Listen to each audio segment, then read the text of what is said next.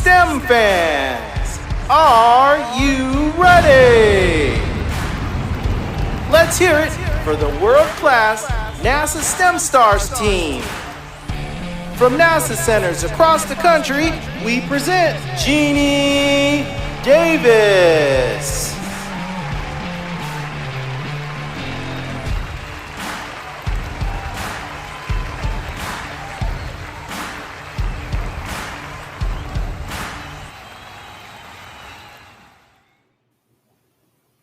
Yay! Yay! Welcome Hi, to Jennifer. NASA STEM Stars. Hey, Jeannie, how are Thanks, you Jennifer. today? I'm doing great. I'm here. I'm broadcasting here from rainy Maryland. I hope you're having a more sunnier day than I am. I am. So Good. I'm Jen Hudgens, and I work out at the Kennedy Space Center, and I'm an education specialist. And today we have Jeannie Davis from headquarters in Washington, D.C. And this is actually a special episode because we're featuring the James Webb Space Telescope. And Jeannie's actually the program manager for that project. But she's also the astrophysics strategic missions associate director. So that's a huge mouthful. So welcome to the show, Jeannie. Thank you. Why don't you tell the students a bit about yourself and your hobbies and interests first? Oh, okay. I love to do things outdoors. My husband and I do lots of hiking. We've hiked all over the country, many interesting places, some of the national parks. And also we love to golf. We do lots of traveling. I've been very, very fortunate to be able to travel to many interesting places in Europe, Paris, Italy, Spain, Portugal, even Hawaii. And I've been all over Asia as well. Japan is one of my favorite places. So that's some of the things that I like to do. And then also I like to curl. You may have heard about that sport, especially during the Winter Olympics. It's just loads of fun. I live near the National Capital Curling Center. And before the pandemic, of course, the center is closed right now, but before the pandemic, I was involved with curling leagues and have done tournaments in various states. So it's just great fun. Just really enjoy that. Is curling similar to bowling? Oh, not really. Obviously you're on ice. It's really a whole different skill set. You really don't even, when you release the stone, it's really all about the momentum that you give it from pushing off of a special type of what we call a hack or a block on the ice. So you're not really even throwing the stone. You're just gently pushing it and gliding it down the ice. So it takes a lot of skill. It looks easier than it is. I don't think I've ever met anybody that's curled before, but it sounds like a very interesting sport. So it's a lot of fun. That sounds really cool. Can you tell us a bit about your journey? So I mentioned that you're a program manager for the astrophysics division. So what does that mean? That's a huge mouthful. So can you tell the students a bit about how you got to where you are today? Okay. So it's rather of a convoluted story in the fact that I never had a direct path through my career. So when I was in grade school, my parents moved from Pittsburgh, actually, and we moved to the Space Coast in Florida. And I grew up, I essentially consider Florida my home. Went to like Rockledge High, and as you can see, I went to the University of Central Florida, and my undergraduate degree is actually in molecular biology. So from molecular biology to astrophysics. Well, how do you do that? So I'll continue the story here in the next couple slides.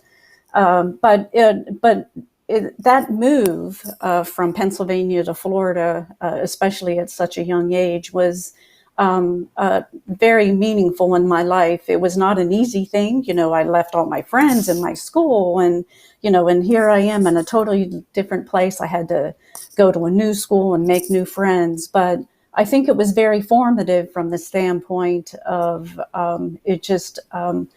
allowed me to look at things differently, to look at opportunities, to be flexible, because things don't necessarily always go as you planned. Because that move to Florida was not in my plan, even though it was in my parents' plan. So it was very formative for me. And eventually, when I got out of college, I worked with various county governments, and also I worked as a consultant with an engineering firm on water quality issues and that sort of thing. But eventually, I did get a job at the Space Center about 6 years after I graduated from UCF. And it was just an incredible job. The job that I first entered into at Kennedy Space Center as a contractor was in environmental health. And it was a great job because I got involved in all activities that happened at the Space Center and even on Cape Canaveral Air Force Station as it relates to preventing harmful exposure to chemicals, radiation, noise for the workers.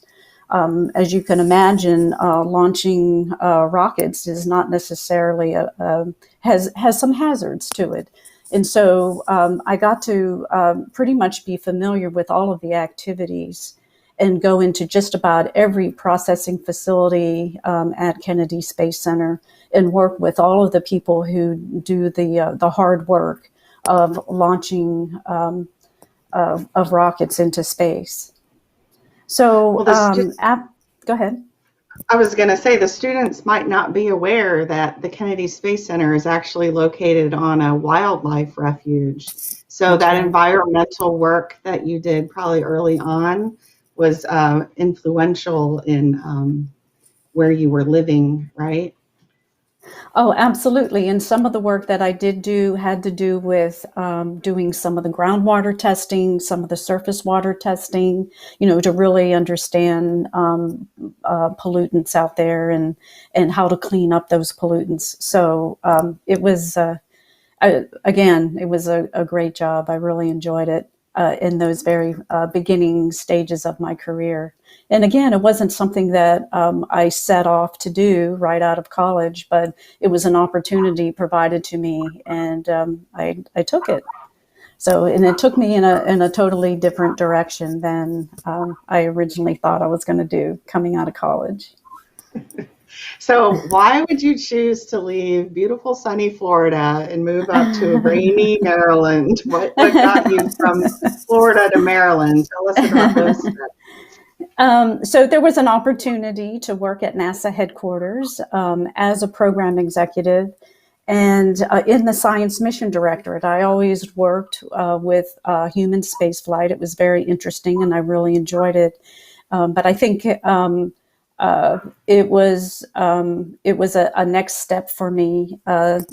And so this was more of a management level. It wasn't necessarily more of the hands-on. It was more as a program executive, working with the project managers and other program managers in Earth science missions as well as astrophysics missions.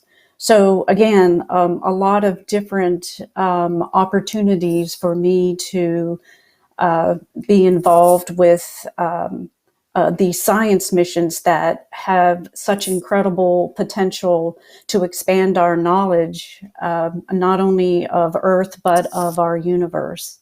So, again, opportunities, doors open, and sometimes you choose to go through a door, sometimes you don't go through a door, but in this case, a door opened and I decided to go through the door and come up to headquarters. And I've been at headquarters for 10 years now, which is kind of hard to believe. It went by fast. So you mentioned that you're a program manager and you're the associate director of astrophysics. So as a middle school student or a high school student, what does that exactly entail? What do you do in those positions?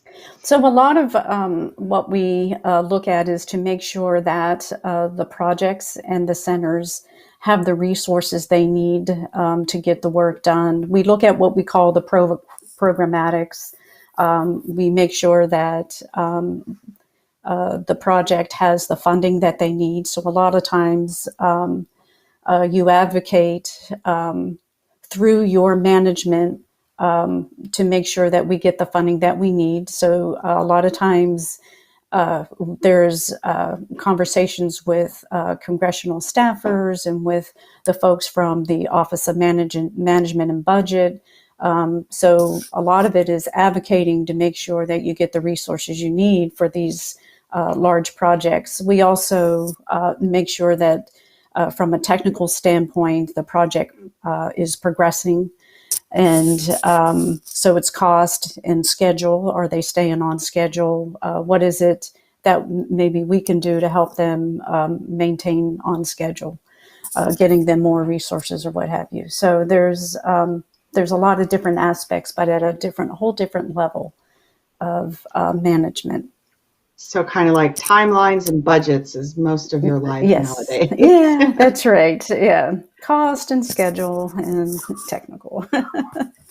So we have a couple questions from the students, if you wouldn't mind just stopping here a minute, because they do have a lot to do with your college and your career choices. So what extracurricular activities did you participate in during high school and college that you found most beneficial? That's a good question. Let's see.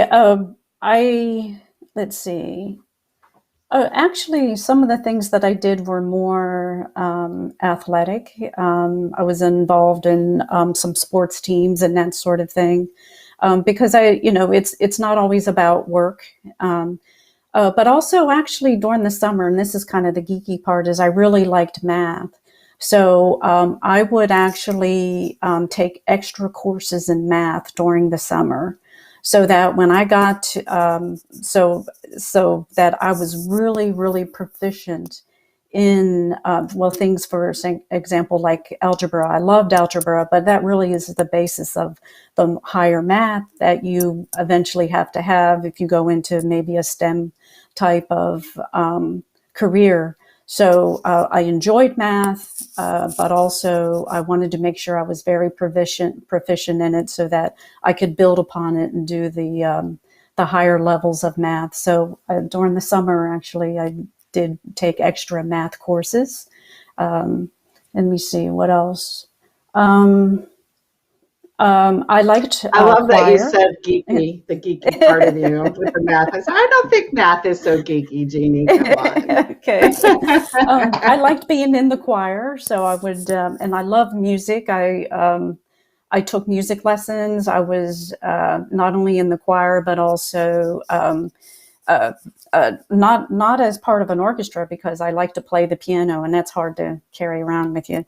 But I did take piano lessons in school as well. Okay, and then another question was, what was the biggest lesson you learned as you transitioned from college to employment? That's a tough one. Yeah, well, college is great in that, of course, you're learning, that you're doing the book learning, and you're learning the fundamentals of whatever it is that you're pursuing as far as your degree. When you get to working, what I think was probably most important to me was really knowing that a lot of the work that I was doing actually was part of teams, being part of not just being the only person who had the answers, that I had to work with a team, I had to work with other experts, and it really did make me realize that even as smart of a student that I may have been, I didn't know all the answers. And it was really important for me to learn that it was okay to go ask other people, to ask other experts, to get other experts on your team. So I think that, to me, you don't necessarily, I don't think, learn that a lot in college. When I went back to get my master's, it was more focused around that sort of interaction, but for my undergraduate work, I didn't get as much of that. So when I came directly out of, after getting my bachelor's degree and going to work in a work environment, I really learned the value of being part of the team. So we might encourage the students to start working more in teams, because I know most people are wanting to work alone and I'll just do it myself and do it the way I want. But teamwork is Yeah, extremely important, that's especially right. here at NASA for sure. That's right. So And can you, yeah, go go ahead. ahead. I'm sorry. Well, in the huge telescope, I'm going to talk about the James Webb Space Telescope. Very complex. It definitely is teamwork to build this incredible observatory that will be launching later this year. So can you tell me a bit about what it's like to work at NASA? So what I have here are pictures of Webb, and again, you can see, for example, on the right hand side, that picture. That's actually, it looks like a lot of people, but it's actually a very small fraction of the people who have worked on this incredible telescope. So, what is it like to work at NASA? I am honored to be able to work with so many talented and smart people. They are way smarter than I am.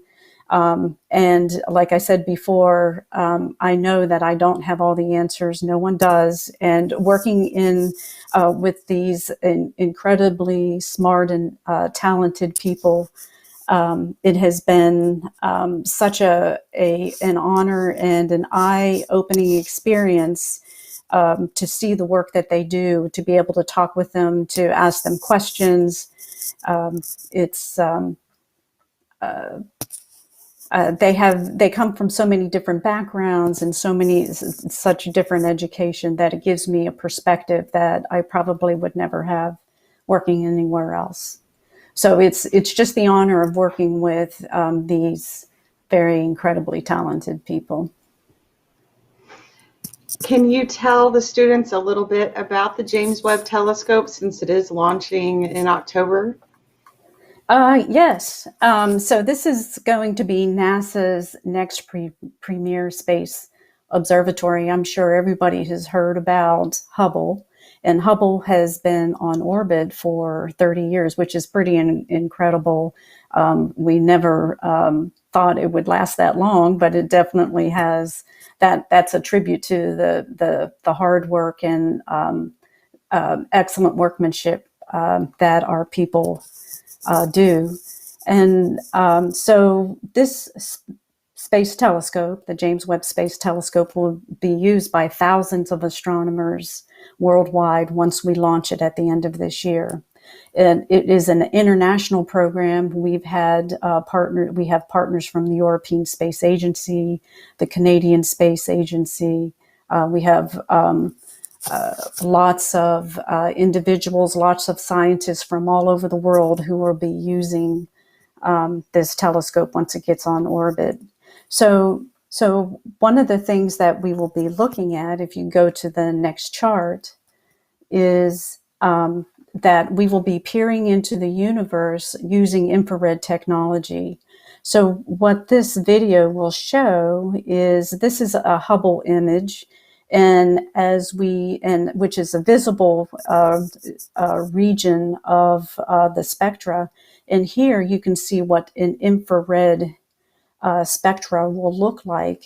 So we'll be able to have much better definition of the stars and be able to really understand the amazing views of the universe. So really what we're going to be looking for is the universe's very first stars and galaxies, how they formed, how the new stars form, and how the planetary systems form. So we're going to learn so much with the Webb Space Telescope. Okay, so now we're on to the launch here. So it will be launched by the European Space Agency, and we'll be launching from South America, French Guiana near Kourou. And on the next video, you will see that how the orbit that Webb will take. It'll launch from the Earth, and it will be stationed out at a Lagrange point 2, which is about 1 million miles from here, in a very stable environment between the Earth and Sun. So this is a place that will allow the telescope to look out into the universe, point away from the Sun and Earth, and be able to peer out into that first light of the universe. So, okay, so here finally is, if you want to find out more about the telescope, there's some websites here. If you want to take a picture take a snap with your camera or a screenshot, we have lots of information out there about the telescope. Also the next video actually gives you a summary of what I just told you, and actually gives you some pictures of and some video of the telescope being built. So if we want to run that. This is your telescope, an engineering marvel, an exploration powerhouse. Use it to look back in time and explore the first galaxies that formed after the Big Bang. To peer into atmospheres of planets orbiting the stars. It's your eyepiece to the uncharted, unknown, and unimagined. This is the largest, most complex, and challenging space telescope ever constructed. It will change our understanding of the universe and our place in it. The James Webb Space Telescope.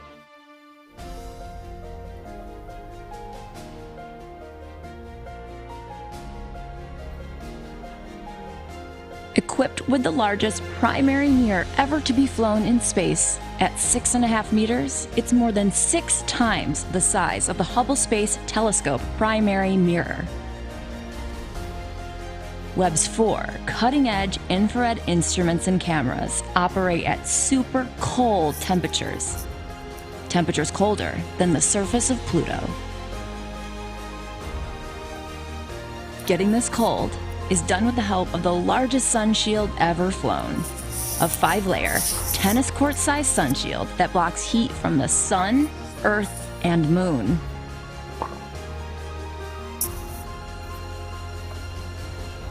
Webb will be the first telescope to detect light from the most distant galaxies in the universe. These first galaxies formed about 13.5 billion years ago, only 300 or so million years after the Big Bang. Webb carries advanced technologies to tackle some of the most fundamental questions about the universe. How did the first galaxies form and evolve? Are there chemical signatures of the building blocks of life on other worlds? Is our solar system unique?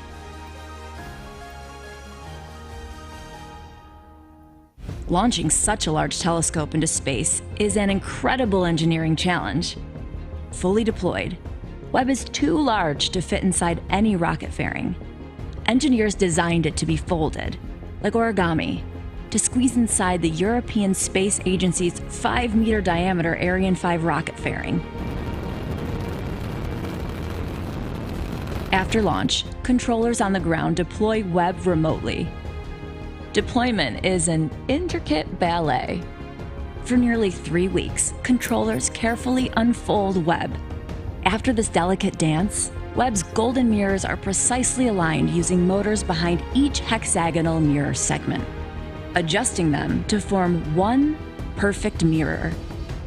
Once the instruments are fully cooled, the exploration will begin. Webb is a technological challenge like no other, born of the efforts of thousands of people across the United States, Canada, and Europe. The James Webb Space Telescope is your telescope. Use it to explore, to challenge theories, to see sights yet unseen. It's yours to unfold the beauty and mystery in the universe and our place in it.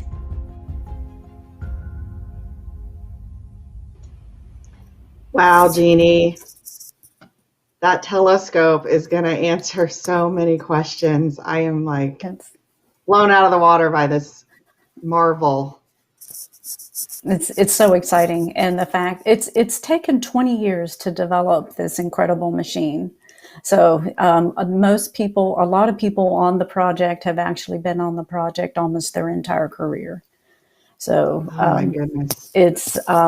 it is, and there will be a huge celebration when we can launch this at the end of the year. It's been a long We'll be time celebrating coming. with you. Yes, absolutely. Yes. We Okay. had a question from a student that actually has a little bit of something to do with that, what you just mentioned. Since the Webb telescope's been in development for such a long time, are there newer technologies that aren't used by Webb that may be used in a future telescope? So that's a great question. Yes, always technology is always being developed. We're always pushing as much as we can the technology. So the science community through the National Academies of Science, Engineering, and Medicine come out with what they call a decadal survey. So the decadal survey for astrophysics is going to come out this year, and it will come out with recommendations on what are the compelling science questions that we should be doing for our next generation of space observatories like this. And that's where we start deciding on what technologies, depending upon what science questions we want to answer, what technologies do we need, and to start developing. So we're in the very beginning phases of that. So once the decadal survey comes out, we'll have a better idea of the recommendations from the science community and start working on those new technologies and making sure that we develop them so that we can answer those compelling science questions.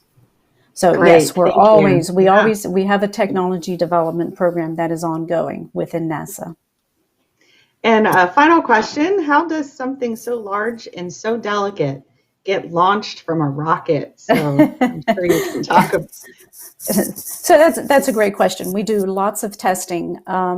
Even though it looks delicate, it's the materials that are used are incredibly strong. They're lightweight, but they're strong. The back plane of the mirror, for example, is made out of beryllium, which is an extremely strong material, but lightweight. And that was actually talking about technology development. The development of that backplane was definitely something we had to perfect over the years to make sure that it was strong enough to withstand a launch. But again, lightweight, very strong materials that eventually will probably enter into our everyday lives if they haven't already. So yes, lots of spin-offs from these types of missions. So, and So we have tested, we do what we call acoustics and vibration testing, and we have tested the observatory completely, and we have tested it several times on the ground. So we know that it can withstand the rigors of launch. So we start in the very beginning of understanding those loads that are imparted from the launch vehicle. We understand from the very beginning when we start designing this observatory that it has to withstand those loads. So we know that from the very beginning, what we have to design it to. Great. Thank you for that answer. I'm just going to take a minute here now and actually challenge the students to their own mission. If they want to learn more about the cosmic microwave radiation that exists in our universe, they can go to this website for the activity. And if the students choose to accept the mission, then we'd like to hear about what they've learned on social media using our hashtag NextGenSTEM. And then I also want to remind students that next week we will also have another episode of NASA STEM Stars featuring advanced air mobility. And we're going to actually be covering that topic for the entire month of April. So our first speaker is Dr. Andrew Lind, who is a research aerospace engineer out of Langley. And the picture that you see there is some different variations of the airplanes that we'll be discussing, such as drones. So I encourage you to tune in for the month of April, starting next Wednesday at 2 p.m. Eastern. And Jeannie, if you wouldn't mind giving the students some last minute thoughts or encouragement as they head down their journey to college. Okay. I thought of three things. One is to always stay curious, always ask those questions to better understand and to learn. Keep learning, no matter what it is. Just keep your mind open to learning new things and be open to new opportunities. As you heard from my story, is that I had a career path that just kind of went other than in a straight line, and I learned so much from that. And then finally, always do your best. Sometimes it's not 100% perfect, but if you do your best, then that's all that anybody can ask from you, is to do your best. So thank you. I enjoyed talking to everybody, and the best of luck to everybody. Thank you so much, Jeannie. Thanks, everybody, for tuning in. Don't forget to subscribe to the NASA STEM Stars. Just hit that button down below, and we will see you again next time, STEM fans.